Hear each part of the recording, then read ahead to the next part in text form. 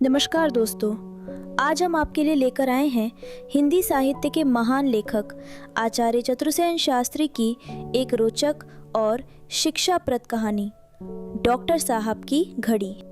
Doctor वेदी MD रियासत के पुराने और प्रख्यात डॉक्टर हैं। अपने गत 50 वर्ष के लंबे जीवन में उन्होंने बड़े बड़े मार्के के इलाज किए हैं। सिर्फ अपनी ही रियासत में नहीं, रियासत से बाहर भी अनेक राज परिवारों में उनकी वैसी ही प्रतिष्ठा और धूमधाम है। उन्होंने बहुत धन कमाया, एक से एक बढ़कर अनूठी चीजें रईसों से इनामों और भेंटों में ली। उनका ड्राइंग रूम उन चीजों से ठसाठ से भरा हुआ है। वे फुर्सत के वक्त अक्सर इसी ड्राइंग रूम में बैठकर अपने दोस्तों को उन भेंटों में पाई हुई चीज़ों के संबंध में एक से एक बढ़कर अद्भुत बातें सुनाया करते हैं।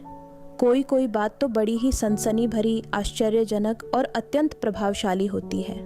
अब वे प्रैक्टिस नहीं करते, यूँ कोई पुराना प्रेमी घसीट ले जाए तो बात जुदी है। पाने जाने वालों का तो उनके यहाँ तांता ही लगा रहता है, क्योंकि वे मिलनसार, खुशमिजाज, उदार और नेकी कर कुएं में डाल वाली कहावत को चरितार्थ करने वाले पुरुष हैं। उनका लंबा चौड़ा डील डॉल, 13.5 इंच की बड़ी मूंछें, मोटी और भरी हुई भौहें, तेज नुकीली नाक और मर्म भेदिनी दृष्टि असाधारण है। छोटे से बड़े तक उनका रुआब है, पर वे छोटे बड़े सब पर प्रेम भाव रखते हैं। वे वास्तव में एक सहृदय और दयावान पुरुष हैं, भाग्यवान भी कहना चाहिए। उनका जीवन सदा मजे में कटा और अब भी मज में ही कट रहा है।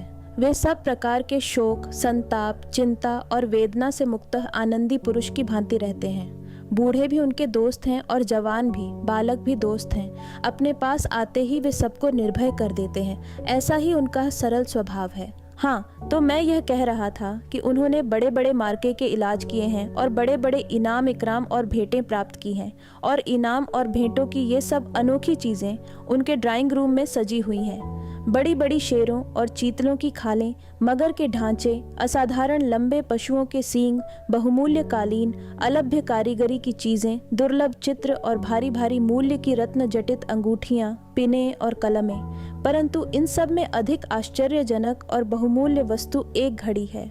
यह घड़ी उन्हें एक इलाज के सिलसिले में नेपाल जाने पर वहाँ के दरबार से मिली थी। इसका आकार एक बड़े नींबू के समान है और यह नींबू के ही समान गोल है। उसमें कहीं भी घंटे या मिनट की सुई नहीं, न अंक ही अंकित है। सारी घड़ी कीमती प्लैटिनम की महीन कारीगरी से कटी बूटियों से परिपूर्ण है और उसमें उज्जवल असल ब्राजील के हीरे जड़े हैं।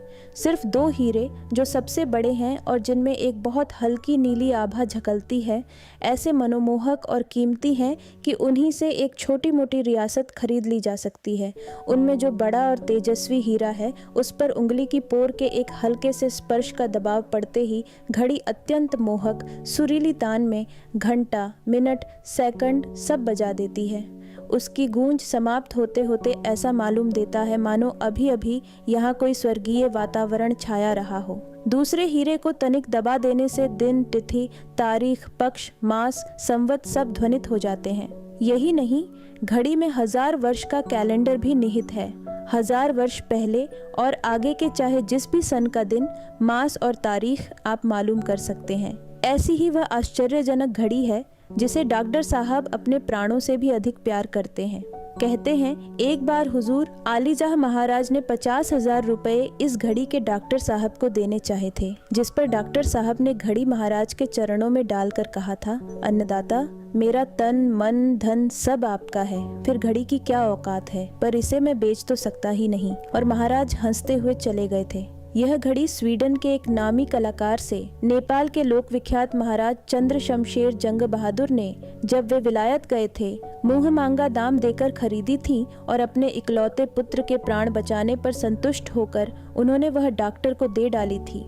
वह घड़ी वास्तव में नेपाल के उत्तराधिकारी के प्राणों के मूल्य की थी। कमरे के बीचों बीच बिल्लौर की एक गोल मेज थी। यह मेज ठोस बिल्लौर की थी, उसका ढांचा ही बिल्लौर का था। सर्पाकार एक पाए के ऊपर मेज रखी थी। यह मेज खास इसी मकसद के लिए डॉक्टर साहब ने खास लंदन से खरीदी थी। उस मेज पर इटली की बनी एक अति भव्य मार्बल की स्त्री मूर्ति थी। यह मूर्ति रोमन कला की प्रतीक रूप थी, जिसे डॉक्टर साहब ने बड़ी खोज जांच से खरीदकर उसके हाथ में एक चतुर कारीगर से एक स्प्रिग लगवाया था, जिसमें ऐसी व्यवस्था थी कि घड़ी हमेशा उस पुतली के उसी हाथ में रखी रहती थी। ठीक समय पर घड़ी के हीरे पर स्प्रिंग का दबाव पड़ता तो घड़ी से ताल स्वर युक्त मधुर संगीत की ध्वनि निकलती। उस समय जैसे वह प्रस्तर मूर्ति ही मुखरित हो उठती थी। मित्रगण घड़ी का यह चमत्कार देख जब आश्चर्य सागर में गोते खाने लगते तो डॉक्टर गर्वोन्नत नेत्रों से कभी घड़ी को और कभी मित्रों को घूर घूर कर मंद मंद मुस्कुराया करते थे। सावन का महीना था, रिमझिम वर्षा हो रही थी, ठंडी हवा बह रही थी, काले काले मेघ आकाश में छा रहे थे, बीच बीच में गंभीर गर्जन हो रहा था, चारों ओर हरियाली अपनी छटा दिखा रही थी। दिन का तीसरा प्रहर था। डॉक्टर साहब अपने 3 घनिष्ठ मित्रों के साथ उसी डाइंग रूम में बैठे आनंद से धीरे धीरे वार्तालाप कर रहे थे। उन मित्रों में एक मेजर भार्गव थे, दूसरे दीवान पारख थे और तीसरे एक नवयुवक मिस्टर चक्रवर्ती ICS थे। एकाएक घड़ी में से मधुर गूंज उठी। मित्र मंडली चकित होकर घड़ी की ओर देखने लगी। डॉक्टर साहब आंखें बंद किए सोफे पर उड़ककर उस मधुर स्वर लहरी को जैसे कानों से पीने लगे। जब घड़ी का संगीत बंद हुआ तो मिस्टर चक्रवर्ती ने कपाल पर आंखें चढ़ाकर कहा, अद्भुत घड़ी है ये आपकी डॉक्टर साहब। ये तो मानो घड़ी की कुछ तारीफ ही न थी। डॉक्टर ने सिर्फ मुस्कुरा दिया। मेजर साहब ने कहा, अद्भुत? अजी, इस घड़ी का तो एक इतिहास है। फिर उन्होंने डॉक्टर की ओर मुंह करके कहा, वह सूबेदार साहब वाली घटना तो इसी घड़ी से संबंध रखती है ना? डॉक्टर साहब जैसे चौंक पड़े। एक वेदना का भाव उनके होंठों पर आया और उन्होंने धीमे स्वर से कहा, जी हाँ, वह दुखदायी घटना इसी घड़ी से संबंध रखती है। मित्रगण चौकन्ने हो गए। मिस्टर चक्रवर्ती बोल उठे, क्या मैं इस घटना का वर्णन सुन सकता हूँ? डॉक्टर ने उदास होकर कहा, जाने दीजिए मिस्टर चक्रवर्ती, उस दारुण घटना को भूल जाना ही अच्छा है, खासकर जब उसका संबंध मेरी इस परम प्यारी घड़ी से है। परंतु मिस्टर चक्रवर्ती नहीं माने। उन्होंने कहा, यह तो अत्यंत कौतूहल की बात मालूम होती है। यदि कष्ट न हो तो कृपा कर अवश्य सुनाइए। यह जरूर कोई असाधारण घटना रही होगी, तभी उससे आप ऐसे विचलित हो गए हैं। असाधारण तो है ही, कहकर कुछ देर डॉक्टर चुप रहे। फिर उन्होंने एक एक करके प्रत्येक मित्र के मुख पर दृष्टि डाली। सब कोई सन्नाटा बांधे डॉक्टर के मन की ओर देख रहे थे। सबके मुख पर से उनकी दृष्टि हटकर घड़ी पर अटक गई। वे बड़ी देर तक एक घड़ी को देखते रहे। फिर एक ठंडी सांस लेकर बोले, आपका ऐसा ही आग्रह है तो सुनिए। धीरे धीरे डॉक्टर ने कहना शुरू किया। 14 साल पुरानी बात है। सूबेदार कर्नल ठाकुर शार्दुल सिंह मेरे बड़े मुरब्बी और पुराने दोस्त थे। वे महाराज के रिश्तेदारों में होते थे। उनका रियासत में बड़ा नाम और दरबार में प्रतिष्ठा थी। उनकी अपनी एक अच्छी जागीर भी थी। वह देखिए, सामने जो लाल हवेली चमक रही है वह उन्हीं की है। बड़े ठाठ और रुझाब के आदमी थे। अपने ठाकुर पने का उन्हें बड़ा घमंड था। उनके बाप दादों ने मराठों की लड़ाई में कैसी कैसी वीरता दिखाई थी, वे सब बड़ी दिलचस्पी से सुनाया करते थे। वे बहुत कम लोगों से मिलते थे। सिर्फ मुझी पर उनकी भारी कृपा दृष्टि थी। जब भी वे अवकाश पाते या बैठते थे, बहुधा शिकार को साथ ले जाते थे और हफ्ते में एक बार तो बिना उनके यहाँ भोजन किए जान छूटती ही न थी। उनके परिवार में मैं ही इलाज किया करता था। मैं तो मित्रता का नाता निभाना चाहता था और उनसे कुछ नहीं लेना चाहता था, पर वे बिना दिए कभी न रहते थे। वे हमेशा मुझे अपनी औकात और मेरे मेहनताने से अधिक देते रहे। मेरे ऊपर उन्होंने और भी बहुत एहसान किए थे। यहाँ तक कि रियासत में मेरी नौकरी उन्होंने लगवाई थी और महाराज आलीजाह की कृपा दृष्टि भी उन्हीं की बदौलत मुझ पर थी। एक दिन सदा की भांति वे इसी बैठक खाने में मेरे पास बैठे थे। हम लोग बड़े प्रेम से धीरे धीरे बातें कर रहे थे। वास्तव में बात यह थी कि मैं उनका बहुत अदब करता था। उनका व्यक्तित्व ही ऐसा था। फिर मुझ पर तो उनके बहुत से एहसान थे। एकाएक मुझे ज़रूरी कॉल आ गई। पहले तो सूबेदार साहब को छोड़कर जाना मुझे नहीं रुचा, परंतु जब उन्होंने कहा कि कोई हर्ज नहीं, आप मरीज को देख आइए, मैं यहाँ बैठा हूँ, तब मैंने कहा इसी शर्त पर जा सकता हूँ कि आप जाएं नहीं। तो उन्होंने हंसकर मंजूर किया और पैर फैलाकर मज़े में बैठ गए। मैंने झटपट कपड़े पहने, स्टेथोस्कोप हाथ में लिया और रोगी देखने चला गया। रोगी का घर दूर न था। झटपट ही उससे निपट कर चला आया। देखा तो सूबेदार साहब सोफे पर बैठे मजे से ऊँघ रहे हैं। मैंने हंसकर कहा, वाह, आपने तो अच्छी खासी झपकी ले ली। सूबेदार भी हंसने लगे। हम लोग फिर बैठकर गपशप उड़ाने लगे। उसी दिन 5 बजे मुझे महलों में जाना था। एकाएक मुझे ये बात याद हो आई और मैंने अभ्यास के अनुसार मेज पर घड़ी को टटोला। तब तक ये बिल्लौरी मेज मैंने नहीं खरीदी थी। वह जो ऑफिस टेबल है, उसी पर एक जगह यह घड़ी मेरी आंखों के सामने रखी रहती थी। परंतु उस समय जो देखता हूँ तो घड़ी का कहीं पता न था। कलेजा धक से हो गया। अपनी बेवकूफ़ी पर पछताने लगा कि इतनी कीमती घड़ी ऐसी आरक्षित जगह रखी ही क्यों।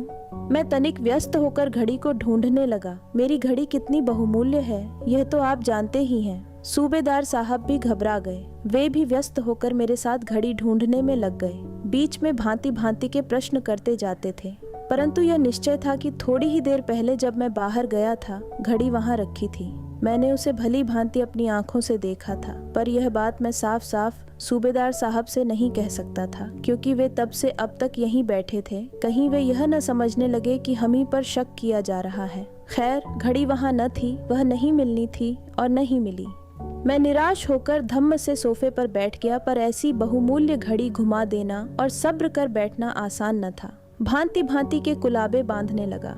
सूबेदार साहब भी पास आ बैठे और आश्चर्य तथा चिंता प्रकट करने लगे। उन्होंने पुलिस में भी खबर करने की सलाह दी, नौकर चाकरों की भी छानबीन की, परंतु मेरा सिर्फ एक ही नौकर था। वह बहुत पुराना और विश्वासी नौकर था। गत 15 वर्षों से वह मेरे पास था। तब से एक बार भी उसने शिकायत का मौका नहीं दिया। फिर इतनी असाधारण चोरी वह करने का साहस कैसे कर सकता था? पर सूबेदार साहब उससे बराबर जिरह कर रहे थे और वह बराबर मेज पर उंगली टेक टेक कर कह रहा था कि यहाँ उसने झाड़ पोंछकर घड़ी अपने हाथ से सुबह रखी है। मैं आंखें छत पर लगाए सोच रहा था कि घड़ी आखिर गई तो कहाँ गई। एकाएक सूबेदार साहब का हाथ उनकी पगड़ी पर जा पड़ा। उसकी एक लट ढीली सी हो गई थी। वे उसी को शायद ठीक करने लगे थे, परंतु कैसे आश्चर्य की बात है, पगड़ी के छूते ही वही मधुर तान पगड़ी में से निकलने लगी। पहले तो मैं कुछ समझ ही न पाया। नौकर भी हक्का बक्का होकर इधर उधर देखने लगा। सूबेदार साहब के चेहरे पर घबराहट के चिन्ह साफ दिख पड़ने लगे। क्षण भर बाद ही नौकर ने चीते की भांति छलांग मारकर सूबेदार साहब के सिर पर से पगड़ी उतार ली और उसे घड़ी निकालकर हथेली पर रखकर कहा, यह रही हुजूर आपकी घड़ी। अब आप ही इंसाफ कीजिए कि चोर कौन है। उसके चेहरे की नसें उत्साह से उमड़ आई थीं और आंखें आग बरसा रही थीं। वह जैसे सूबेदार साहब को निगल जाने के लिए मेरी आज्ञा मांग रहा था। सब माजरा मैं भी समझ गया। सूबेदार साहब का चेहरा सफेद मिट्टी की माफिक हो गया था और वे मुर्दे की भांति आंखें फाड़ फाड़ कर मेरी तरफ देख रहे थे। कुछ ही क्षणों में मैं स्थिर हो गया। मैंने लपक कर खूंटी से चाबुक उतारा और एकाएक 5-7 नौकर की पीठ पर जमा दिए। घड़ी उसके हाथ से मैंने छीन ली। इसके बाद जितना कुछ स्वर बनाया जा सकता था उतना क्रुद्ध होकर मैंने कहा, स्वर, इतने दिन मेरे पास रहकर तूने अभी यह नहीं सीखा कि बड़े आदमी का अदब कैसे किया जा सकता है? क्या दुनिया में मेरे ही पास घड़ी है? सूबेदार साहब के पास वैसी 25 घड़ी हो सकती हैं? नौकर गाली और मार खाकर चुपचाप मेरा मुंह ताकता रहा। मेरा यह व्यवहार उसके लिए सर्वथा अतकित था। वह एक शब्द भी नहीं बोला। इसके बाद मैं सूबेदार साहब के पास गया। उनका चेहरा सफेद मुर्दे के समान हो रहा था। वे आंखें फाड़ फाड़ कर मेरी ओर ताक रहे थे। मैंने नम्रता से उनसे कहा, सूबेदार साहब, मेरे नौकर ने जो आपके साथ बेअदबी की है वह उसका कसूर नहीं है, मेरा है। परंतु पुराने ताल्लुकात और उन कृपाओं का ख्याल करके जो आपने हमेशा मेरे ऊपर की हैं, मैं आपसे क्षमा की आशा करता हूँ। यह कहकर मैंने घड़ी उनके हाथ पर रख दी। सूबेदार साहब ने चुपचाप घड़ी ले ली और वे यंत्र चालित से उठकर चुपचाप ही अपने घर को चल दिए।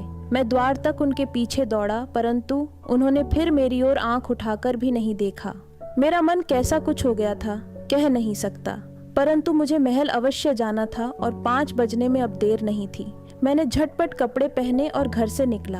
अभी मैंने गाड़ी में पैर ही किया था कि सूबेदार साहब का आदमी हांफता हुआ बदहवास सा आया। उसने कहा, जल्दी चलिए डॉक्टर साहब, सूबेदार साहब ने जहर खा लिया है और हालत बहुत खराब है। मैं घबरा कर सीधा उनके घर पहुंचा। एक कोहराम मचा था। भीड़ को पार करके मैं सूबेदार साहब के पलंग के पास गया।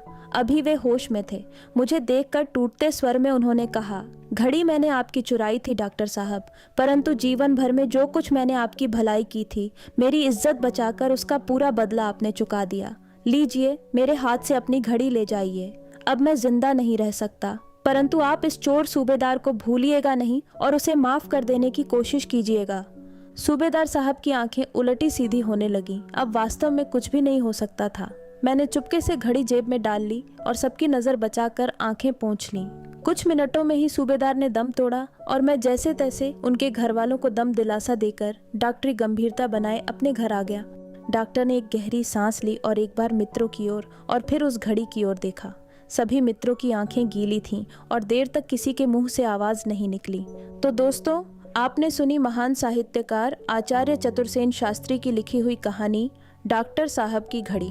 यह कहानी हमें सिखाती है कि समय की कीमत समझना और छोटी छोटी बातों में छुपी सीख को पहचानना ही जीवन को बेहतर बनाता है। उम्मीद है यह कहानी आपको ज़रूर पसंद आई होगी और कुछ नया सोचने पर मजबूर करेगी।